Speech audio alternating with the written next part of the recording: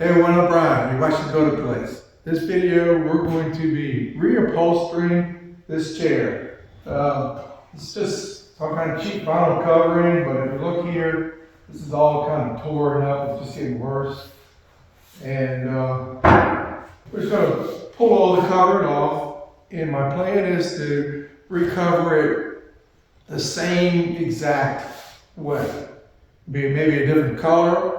But I'm going to use the fabric that is here, and I'm going to use that as a pattern. So I'm going to show you how I pattern something. I don't want to make any changes to this. I've never done a chair like this. This piece, the seat and the back are both stitched together here, and then there's some way it's pulled down underneath. I haven't figured that out yet. So once I take the bottom off, I'll look and see how this is all done, but I'm just going to take and, like I said, do the same exact pattern, is exactly the same. The only thing I'm going to do is change possibly the cushion, make it a little bit more comfortable. And my plan is to use my old sewing machine. I've had this, some Montgomery Ward's home standard sewing machine. I don't know how many years I've had this machine. I've had it for a long time. I've done some upholstery with it, and I figure most people have some kind of machine like this at their house. So we're going to use this machine instead of a regular commercial upholstery machine.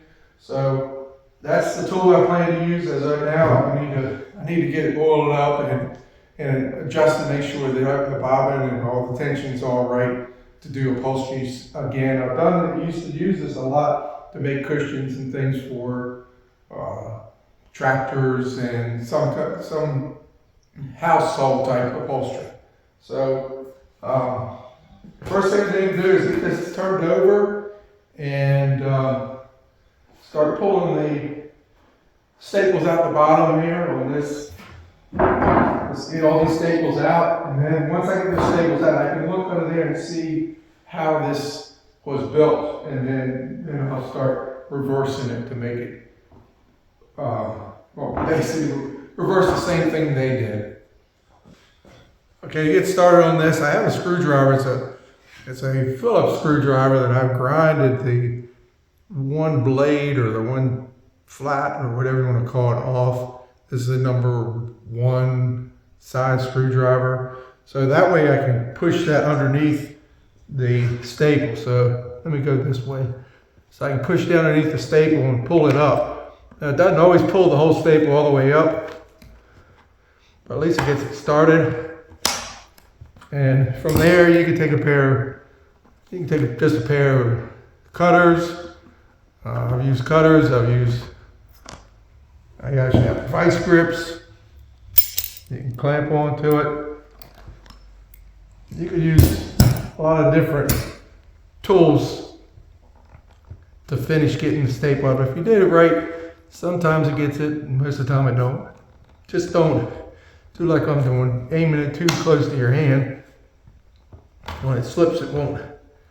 You don't want it to go into your hand. So basically try to keep your hand away from it.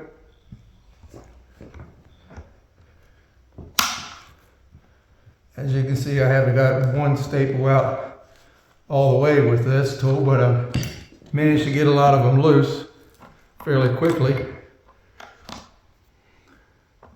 Usually I have something to catch these staples. I get that magnet pan or can. I put them in a can or something because I don't want them to be all loose here, but I'm keeping track of them right now. But basically just go around the whole bottom, pull out all the staples first, and then, as I said earlier, we'll look and see how everything's built underneath there. Take a peek in there and see how we're going to rebuild this. As I figured there would be some type of plywood or whatever, but in this case it looks like just a piece of MDF is my hard bottom. So you see where they tied the back here, but the inside of the back, I think it's wrapped up under here and then this is brought over because somehow they're holding the inside of the back down. So we'll have to keep digging down a little bit deeper to find out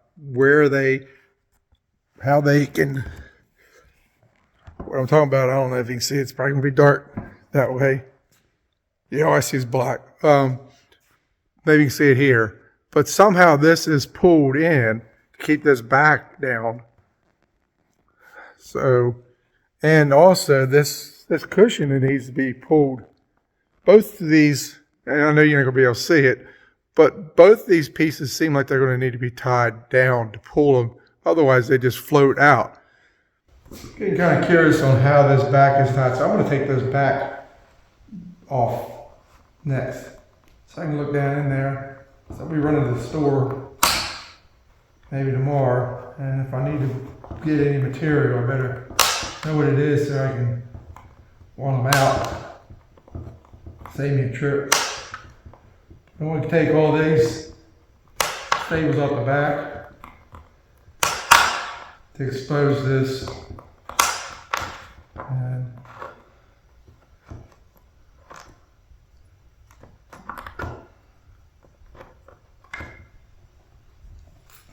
okay, now we can maybe look down in there. Not sure you'll be able to see, but as I suspected, and I don't think you'll be able to see that. Let me see around and see if I can see it. There's one.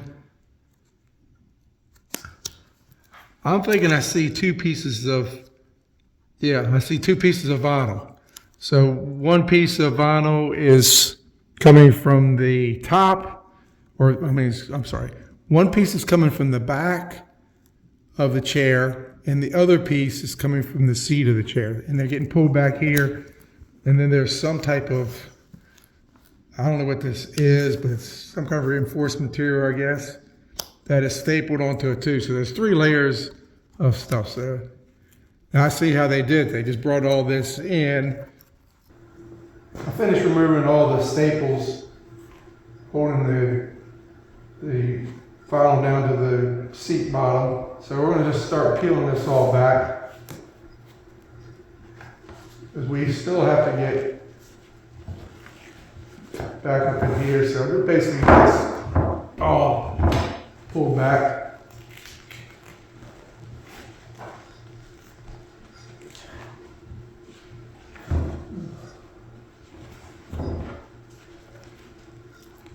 Appears to be some type, I don't think it's adhesive, I think just where the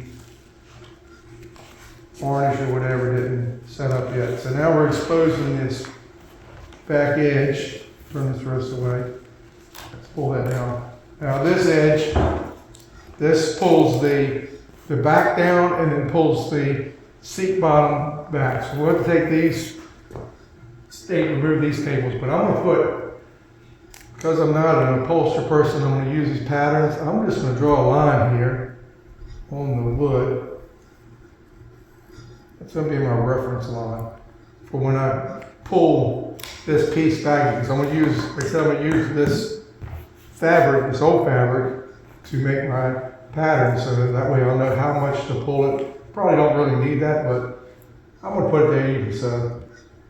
And I use this staple remover that doesn't really remove staples. I did get one of them to remove all the way with the staple remover. It pulled it all the way out. I couldn't believe it. That staple was out all the way, I think. Just stuck in a piece of plastic. Oh yeah, I think that's all the staples. Oh, now the staples underneath that. Wasn't expecting that. More staples.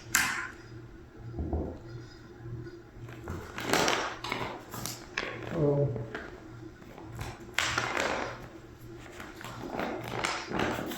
I'm not sure. We'll keep taking it apart.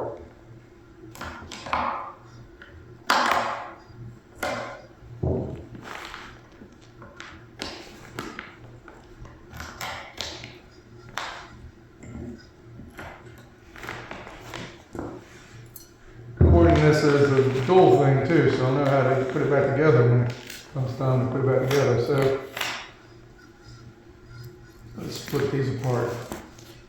This piece, okay, this is some kind of, I don't know what that paper's for or that plastic for, but this is the back being pulled down, and this is the seat cushion being pulled back.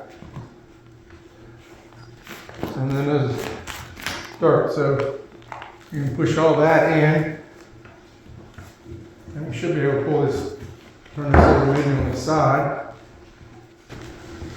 Okay. I knew there'd be something here. Here's a piece that is pulling this down. This piece right there. Someone work where they sat. That little tab is holding that down. So we have to get this staple out here. There should be one on the other side. See, I was expecting to see this piece underneath. I wasn't expecting to see it on the side of here. Okay, that's free. Let's go on the other side. I bet there's one over there too. Yeah, there is. There's one right there. So we'll get that. Get this one off. Get my hand out of the way.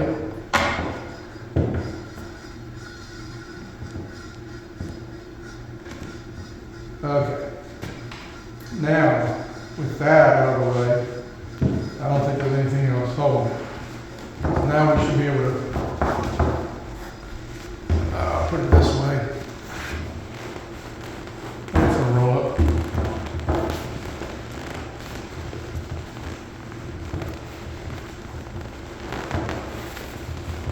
Doing a headrest on a car.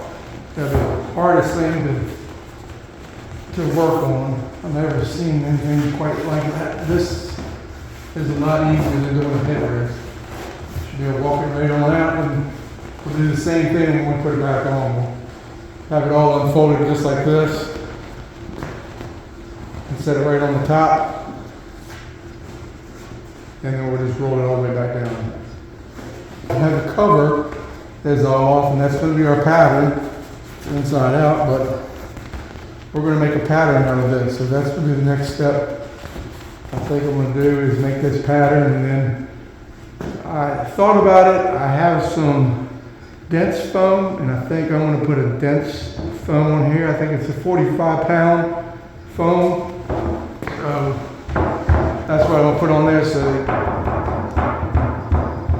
you can't do that with that 45-pound. I'll keep this. It is probably half-inch foam or somewhere a quarter-inch foam. I'll just keep that same thickness on the side. I think that's fine. The back I'm not worried about because that's soft enough, but the seat was where it really, if you sat on this thing for any length of time, it seriously felt like sitting on a potato. So let me get this thing out of the way and we'll start working on this next. Now for me to make this pattern, what I'm going to do is I'm going to cut this flat stitch out, or flat seam stitch. So I just want to cut that stitch only. So I'm going to take it as a scalpel, so you got to be real careful. And I just want to cut this stitch here. So basically just lift up and just cut all of that stitch all around. So I'm going to start back here. So basically stay behind the, like I am behind the scalpel, and I bring the scalpel forward, or X-Acto, or whatever kind of hobby knife or whatever. Scalpel works really good for this. And basically take all this seam out, because then I can make my pattern, start marking my pattern out. I'll put the markings that I need on it to be able to make a pattern. Now I got all the flat seams done. I want to take and go around this a couple places and cut a witness mark. Notch these out. That's why I had to take that seam out. This is going to help us when we need to put it back together. I don't want to pull out, but And then I'm going to label this with a letter. So this will be, since this is the first one, this will be A, and this side over here is going to be A. And when I cut my pieces, I'll have them marked with the same markings, so I know.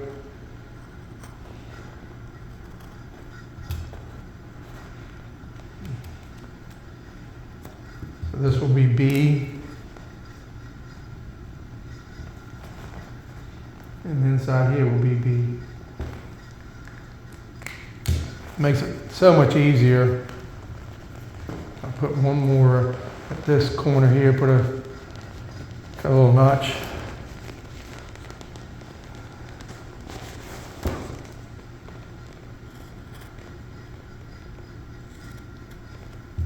That one came out better. And this will be, I'll call this one C. I'll be seeing. I'm going to continue going around and working all these. And then after that, then we'll rip the last seam out and start cutting our pieces of material. I'm not sure how well you're going to be able to see this, but I got all my notches on and I got it marked on both. This is G and H. Figure this way is G and H. Everything's marked. So the adjacent panel, this is B, and that's B, so I'll be able to find the panels. Once I cut this all out, once I take it apart, cut the panels out, it'll make it really easy to line everything up with these notches. So I found this is the easiest way, and have the notches, that way you can make sure your stitching is coming out right too. It didn't appear as though they used any kind of notches to line everything up, so they did a pretty good job stitching this thing up without having any reference notches. That seems like that's what I always rely on to have everything marked. I'm going to start ripping the final seam out of these, just taking this apart. My scalpel's getting a little dull, so I'm probably going to change that up a little bit, but it's doing okay for now. But I'm just going to go around and take all these seams out, the final seams. I have all my patterns all marked, and they're laid out on top of this new piece of vinyl that I'm going to use. So I'm using these heavier irons. They work fairly well to keep the pattern still while you're marking. So you can just use one or you can use two. There's enough room there. And basically I'm just going to push down on it, and I'm just using a ballpoint pen, and I'm going to trace all around each of these patterns, just like so, and put the notches in.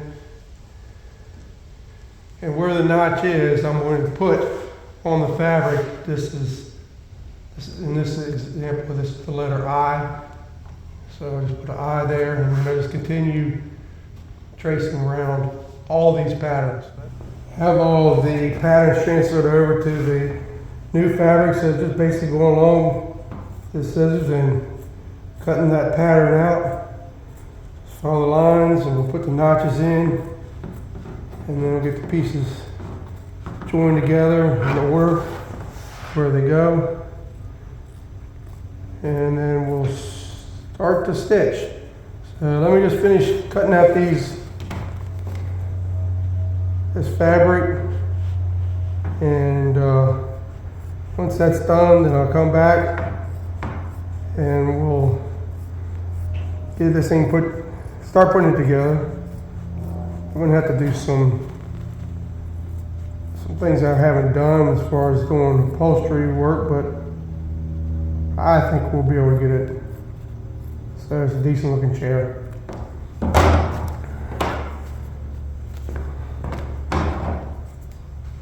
One thing about making a set of patterns for a chair like this may be a chair that you have in your dining room. You may have 4 or 6 of them.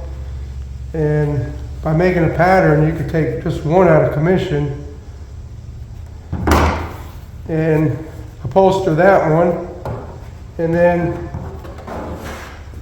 leave the other ones in service until you reupholster the fabric, And then you can bring them all down, take them down, and they just very quickly just recover. So that's one nice thing. The other nice thing would be if you want to recover this chair again in the future, you have the pattern. So all you'd have to do is go and get the fabric from your store and process the pattern on your new fabric and stitch together, and then just bring your chair out of commission once you have the fabric completely sewed. So there's a lot of different things you could think of by making the pattern. It did take a long time to make that pattern. I'm not going to lie that it was something that I did very quickly. So, but it does make it so that the chair will match pretty much exactly the way it was. I could have remade the fabric right by just measuring it, but I'm not that good at doing this, so I always like using a pattern. I have all the fabric, it's all cut to size. So the next thing is going to be starting on the back. That's what I plan to do, because it's going to be difficult doing that flat fill seam or face stitching that needs to be done on that. So I want to do that first and see if I can successfully do that with this little home type sewing machine. I have the material laid out for the seat itself. So what I'm going to do is match up these notches together and then put a staple that those two pieces of fabric together face to face, line up at the notch, then from the next notch it's going to be B, put one staple there, and then we'll put a staple about midway in between, and I'll put stitching upholstery. I've always used 1/2 inch for the seam. I don't know if there's any other distance that's ever used, but that's the distance I always use. So I'm going to set this and do that. Do it at 1/2 inch. So just start a stitch.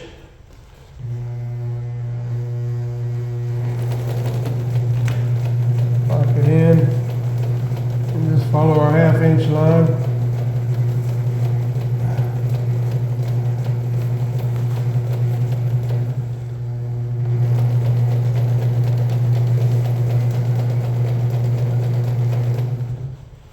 Staples kind of keep everything together.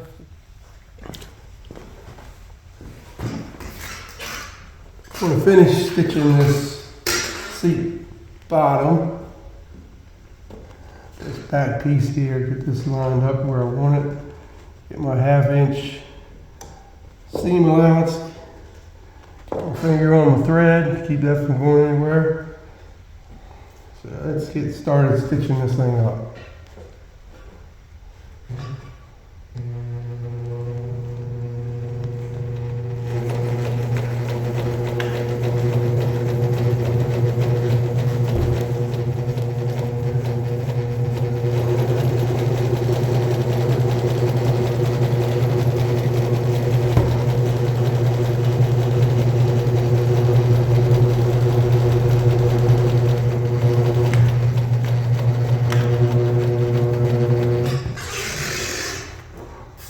Keep looking for my knee lift. It don't have a knee lift on this machine, so you have to reach behind the machine and lift up the presser foot. Okay, the staples, I need to take those out.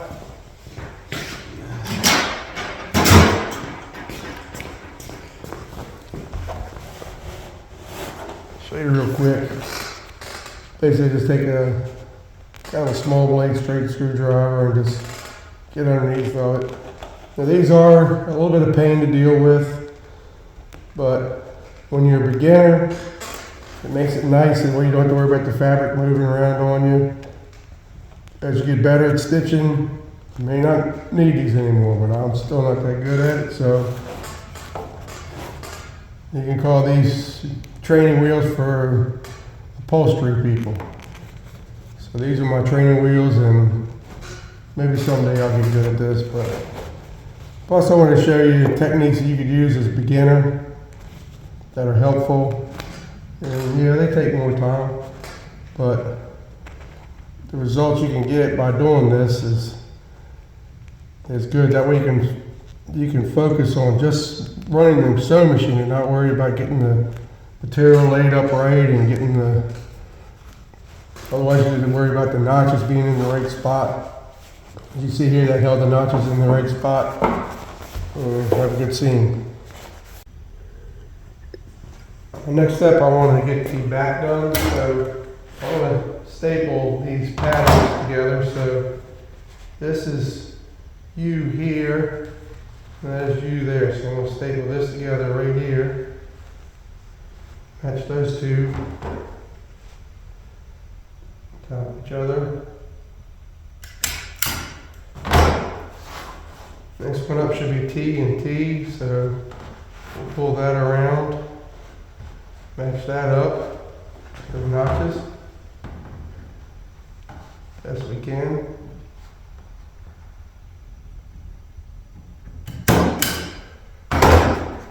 Now we're coming into this curve section. That's always the difficult part of doing upholstery work, in my opinion. I always have the hardest time with getting the curve to look right and to stitch.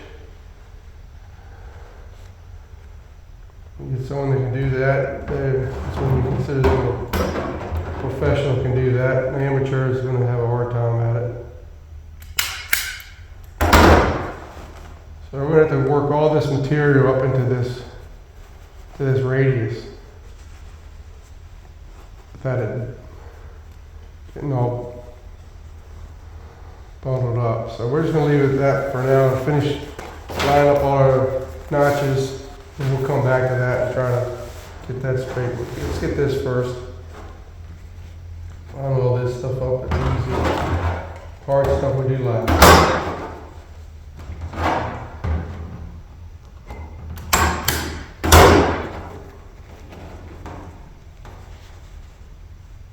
A little bit of arch right there in the fabric.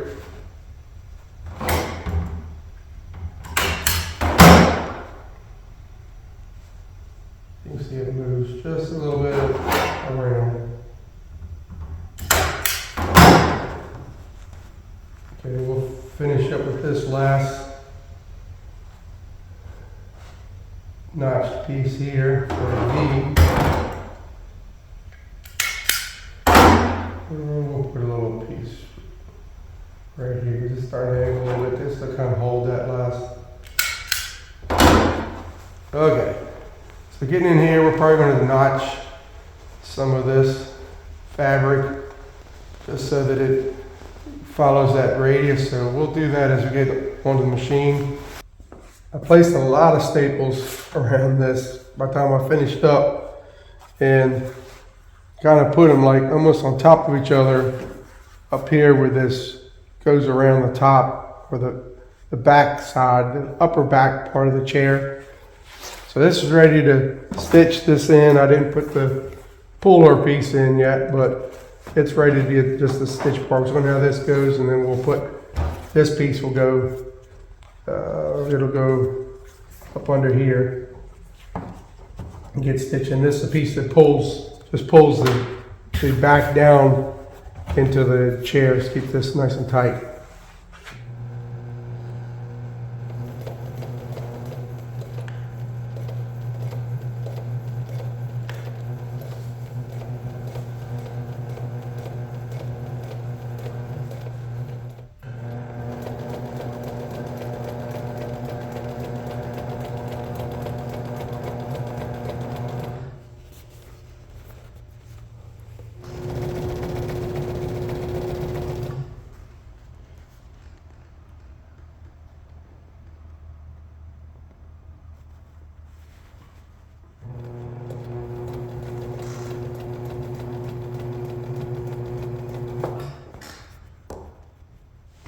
I have the seat bottom and the seat back all tied together now, so I'm going to make that final stitch between the two pieces. There's a strap that's part of that, so I'll stitch that strap in also. So that's where I want to be. Next thing I want to do is remove this foam. I'm going to take the batting off first. Remove all that. I got a new piece of batting to put on there. So then I'm going to take the seat foam off because I'm going to put a thicker piece of foam here on the seat because it's not much. It looks like it's 2 pieces of maybe 1/2 inch foam. I'll get this foam out of the way for now. Maybe reuse it, maybe get another piece of, I think this is probably 1/4 inch foam or somewhere in that neighborhood. But just get it out of the way for now. It's just tacked on real lightly with some adhesive.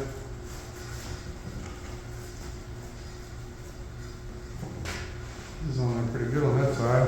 The rest of it's not that good, but this one side seems like they glued it fairly well.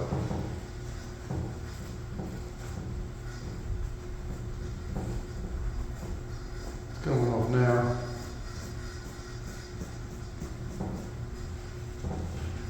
This is glued down really good. So I'm going to get a scraper, scrape this off, I think. Well, maybe not. It looks like it may come off.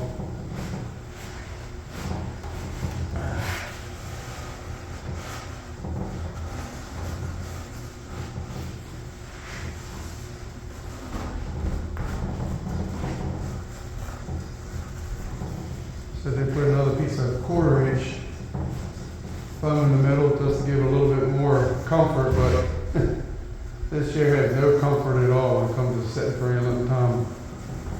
I think it'd just be more comfortable just sitting on this piece of wood because that's what it feels like when you sit on it.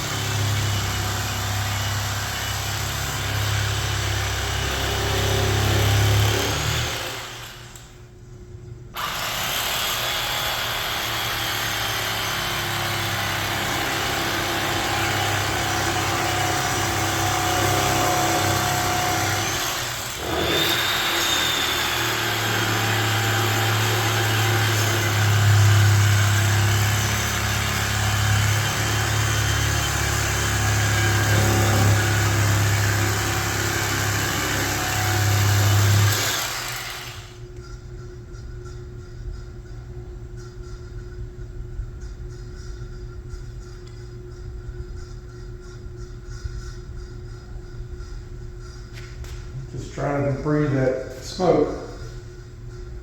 I'll be coughing like big time here in a minute. I start getting that smell in your lungs.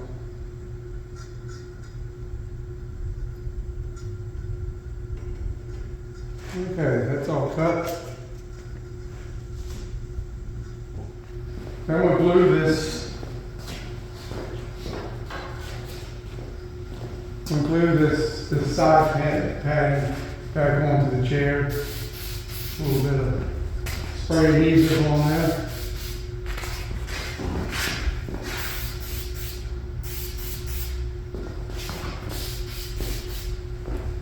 Just a tack holding it on there. I'm using 3M90 high strength. So that seems to work really well for a lot of different things. So it's kind of like general purpose adhesive. Let that set up for a minute. It's got kind of packing. Should be good now.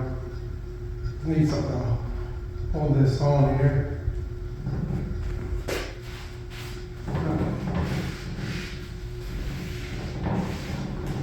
And what I'm going to do next is I'm going to radius this piece of foam. Since I made this a lot thicker than what the original piece is, I'm going to cut wet this chamfer down a little bit. Speed grater that you get at dollar store.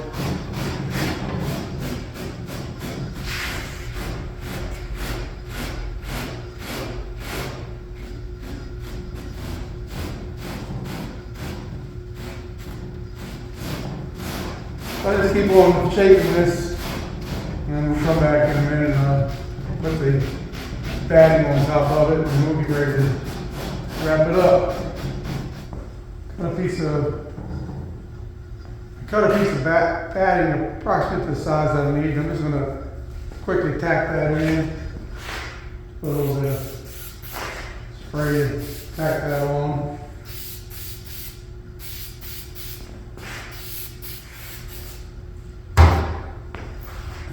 Bring this around, and that around, and that around. Tack it in.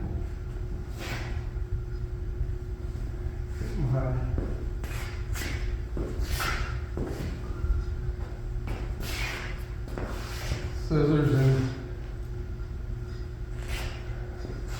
trim this front piece out.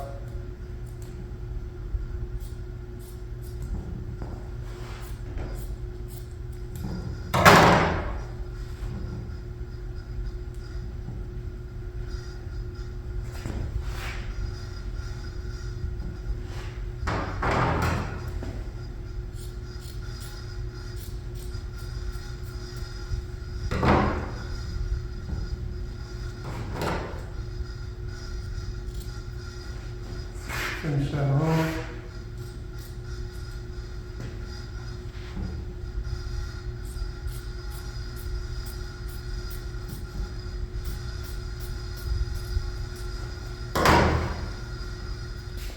I'm going to start by putting the fabric over the back of the chair first, folding it around as we go down. This can be a little bit difficult. Line everything up, get that at the very top, start walking it around a little bit.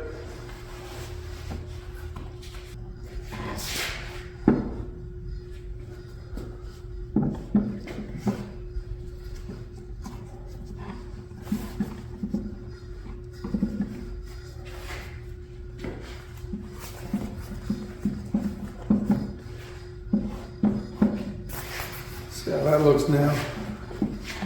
I don't think it's quite right.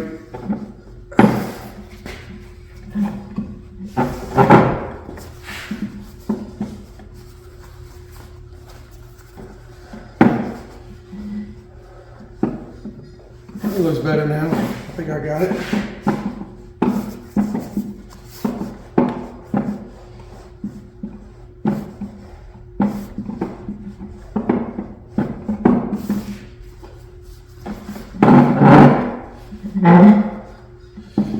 Down around.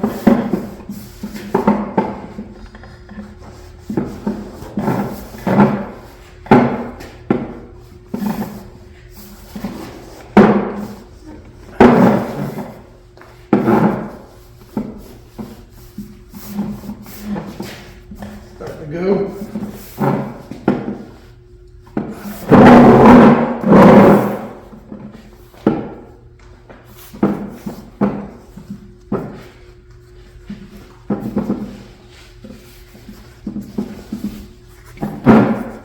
Well, this has to go through this hole back here. See all these.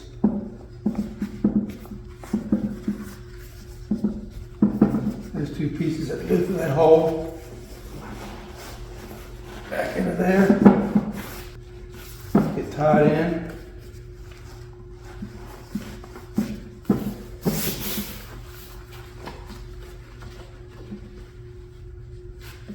Doesn't look too bad on the back.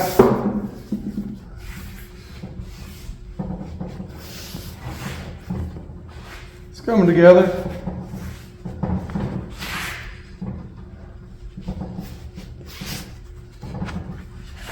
Put this first, these stretchers in here, I call it. This is the seat, bottom stretcher, the back stretcher, and then a piece of some type of fabric of some type. So I put that line there, and we cut our pattern in the same place, and staple this exactly where it was from the first time, as close as we can get it to that same spot.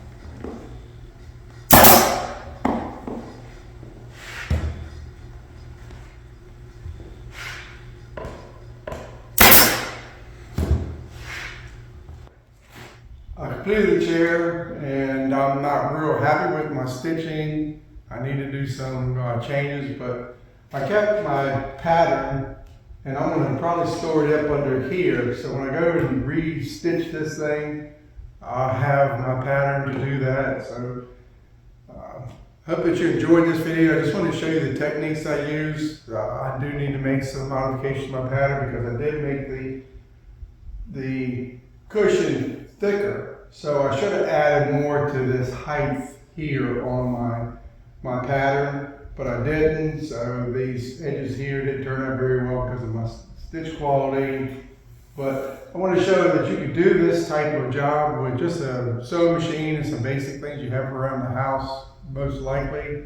And you wouldn't have to go to a professional and get this work done. And even though it didn't turn out that good, it looks a lot better than what it did. It's more comfortable with the other foam that I selected. So again, I hope that you enjoyed the video. If you like these videos, subscribe to my channel. Also give me a thumbs up if you like this video. I plan to recover this with maybe a different fabric, but I have my patterns, and that's what I use when I do recover. Thanks for watching.